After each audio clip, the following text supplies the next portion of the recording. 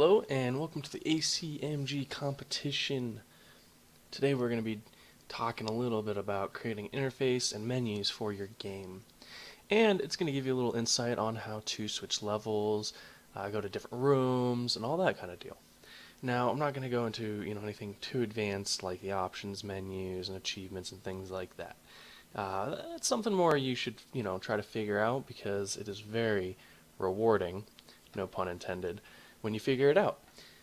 So let's get right onto this, and I will step you through creating a custom menu for your game, and this will be a title screen before the player actually starts the game. So let's start out by creating a new sprite for the menu text. So we're going to right click and hit create sprite, and we are going to name this sprite accordingly. It's going to be SPR, and we're going to type in menu underscore and then all lowercase new game. And we're going to click edit sprite. If you have a custom sprite that you already want to use, like you created a Photoshop menu version of this or something, you can go ahead and load that in there. Otherwise, you can create using this software. So click on edit sprite, and I'm going to click on a new one, and we're just going to change the width to 150 and keep the height at 32. And in this image, we're going to double click to edit, and I'm just going to zoom in using the mouse scroll button, and we're going to click on the text toolbar. And what this is going to allow us to do is it's going to, we can create our custom text and put it in this box here and then arrange it however we want. So let's start off by changing the font by clicking the little AA button there, and by default you should have Tahoma, and it should be like 9 or something. So go ahead and just change it to Toma 12, and this should just make it a little bit bigger so that our players can read the text. And depending on the menu background, you can change this text color using the left, and I mean, I'm just probably going to use a black background, so I'm gonna make sure I have my text as white. And then you click in the little gray box area, and it's going to ask you to type the text that you want. And since this is our new game sprite, I'm just going to type in new game. And as you can see here, it placed our new game text here. And from the looks of it, this might actually be the perfect size for this size of an item here. And you can try to center as best as you can. I've been doing this for quite some time, so it just comes naturally to kind of put it in the center. I mean, it may be a little bit offset, but if you really care about it, you can crop the image. But there you go. That is your menu item, and we're going to hit OK, and we're going to change the origin to the center, and we can really see how close we got to the center of this. It's not too bad. So I'm going to click OK again. Make sure you save your game, and boy, do you need to make sure you keep saving it. I've lost work before, and it's not pretty.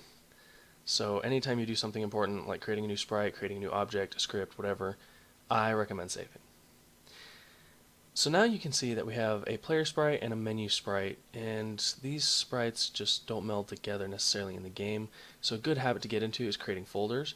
So if you right click and hit create group, we can create 2 different groups for these. And so we're going to type in player, and then we're going to right click sprites again and hit create group, and we're going to type in menu. And all you do is you just drag those items into their folders. This way we keep it nice and organized. Now further down, we're going to go ahead and do the same thing with the objects really quick. We're going to do player. We're going to drag the player into that one, and because we have an enemy, I'm going to just type in enemies, because that's definitely plural in the future. And then lastly, we're going to create another group that says menu. Now, how do we get this menu sprite into the game? It's very simple. We're just going to use objects. So like we did when we created our player, we're going to right click on menu and hit create object, and it's going to give us our object creation. We're going to name it accordingly, just like we did for our sprite, and we're just going to keep the same name, just change the beginning to OBJ, type in menu underscore new game. And then for the sprite, we're going to go under menu and select our new game sprite. After that's selected, we are just about done. Click OK, hit save again, like I said after creating a new object. And then we need a room for our menu because this is going to be a title screen. We want to actually create a room for this menu to be in. So if you right click your rooms and create room, you'll get the default menu screen here. And since our game window is different, we are going to change our settings to 320 by 240. This way we can keep everything kind of uniform. I'm going to change my snap to 5 by 5. Don't want to see the grid, not that we can see it anyways. And then we are going to go back to objects, and our new game sprite is already selected, so let's just go ahead and add that to the game. And change the background color to black like I said, and we are good to go. So as of right now we have our little menu in here, so when the game will load up it'll be this. Let's go ahead and change our room to room title, and I'm going to hit save on that. And then in the room order, just like layers, and I'm not going to go into my god-awful explanation of layers again, but if you want to, you can go back and check out some of the tutorials, figure out what the layers are. But basically, the top one's first. So when you load up the game, the first room that's going to show is the first room in the order. And I apologize for my sloppiness over here. I did not name this. It's going to be room game, though, just so you can get an idea of what's going to happen. So let's go ahead and test out what our menu would look like in game. And click on the play button. And as you can see, we have a new game button. It's not really a button right now. As you can see, there's no hover, there's no clicking, it doesn't do anything. So what makes it a menu button? And that's what we're going to go over. So pull out your paper and pencil because we are about to code some more. First off, let's go ahead and get a new hover sprite. So go back into your new game sprite image, go to the animation, where it says edit sprite, click in there and hit Control C and Control V to get a second image of this. The second image is going to be a hover image. So we're going to change the display of it to make it look like the player's actually hovering over it. So what we're going to do is we're going to click on the Images menu from the toolbar, and we are going to scroll all the way down to Glow. And in the Glow, we are going to change the color to let's do white. We're going to make it glow a little bit when the player hovers over it. And you can adjust these, thickness values and stuff like that to however you want. I like to do something more subtle so that, they just know they've gone over. And you can place it on the inside if you want to glow on the inside with like red or blue or just, whatever you want. I feel like a subtle, white glow in the background is just fine. After you set your glow up, there's a little checkbox down here that says apply to all images in the sprite. We do not want to do this because we only want this second image to have this glow. And we click OK. When that's done, you can see here that it can flicker whenever you do a preview of this sprite. And just to remind you, this will be a problem if we were to just display the sprite. Let me go ahead and close everything and save it, and then I'll show you what I'm talking about. As you can see here, it looks like it's like a neon sign, and it's just spazzing out. So it doesn't automatically change it so you can just do hover effects, and this is where our custom programming comes into play. So we're going to open up our object, and in the events, we are going to create a new event, and it's going to be the create event. So you should have a little light bulb with create next to it.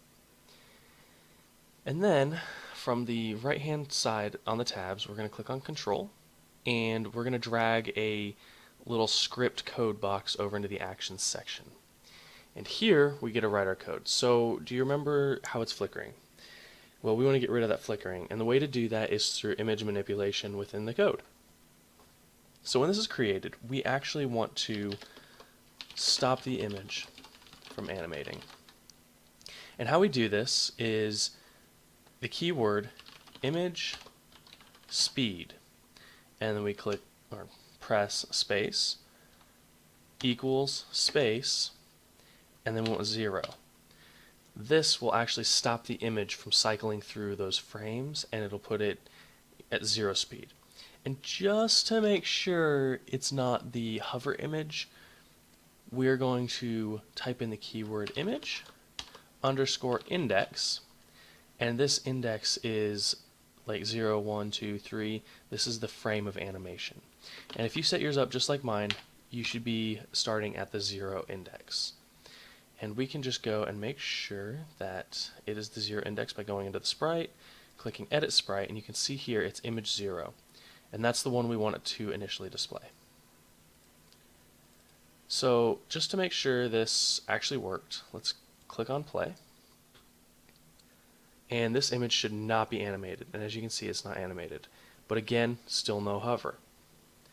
So we're going to have to create yet another event, and this can get a little hairy depending on how new this all is to you. So just bear with me and we'll go through it step by step.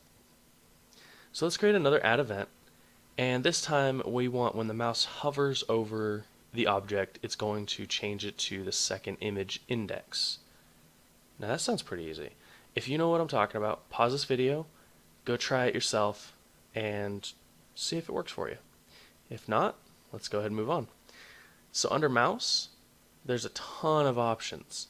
You got left mouse button, right mouse button, middle, no button, blah blah blah blah blah, and so on, even down to global. So when this object's not clicked on, you can just whatever, like if you click on the screen somewhere, it'll still register it. But we want to actually use the items that deal with this object directly.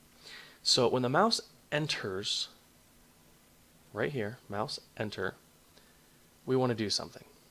And this is going to be the hover effect. So we're going to go back to our control and grab a code block, and we want the hover effect. So image hover effect. And this is where you can add a sound effect, to show the player that they're hovering and let them know audibly that they're hovering. You can get into that later, when you learn how to add sounds and stuff like that. But it's a very nice effect, and this is where you would add that. So for the image hover effect, like I said, might start off with image index equals 1. That is all you have to do. Image index equals 1, and you're done. Now, it will not change back, but I will show you guys what it looks like to hover over this item. So hover, and it changed it to the little glowing effect. Done, accomplished. Now the next step is to create an event that says on mouse leave, we want to set the index back to 0. And again, if you know how to do that, go right ahead. So we're going to click on mouse leave, drag a code block over, and we want image default. And I'm just going to say non-hover because I really can't think of the name for like unhover or whatever, I guess. Anyways, so image index equals 0. And this should set it up so that when the mouse leaves the image, it'll change it back. I'm just going to hit save, and let's play test it.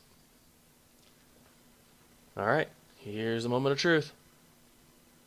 And it works, as you can see. Now you're going to ask, but what if I want it to go to the next room? And all you have to do, again, is on mouse click or mouse left down, make sure it goes to the next room. So click on mouse, on left pressed, drag a code block, and we want to start a new game. And this is how we get to another room. This is the keyword for it. It's going to be room underscore go to, and then in parentheses we are going to want to put our room name, and as you know, it is RM game. So this will take us to our game room. And just in case you didn't get that, let me show you again. Okay, so when we save it and play test it, when I click this, it should take us to our game room where our player is. So I click on new game, and it's there. There you go, you guys have a menu. So you can do this with adding new game, a continue, if you figure out how to do the whole save functions. So you got continue, the new game, and then you have exit. And so that is a good habit to get into, is at least having an exit option. This allows the player just to click it to exit out rather than hitting escape or clicking the X or whatever. It's just a simple thing to add into your game, and it's great to have. Otherwise, you can just have new game and exit game, and that works too, depending on what kind of game you're making.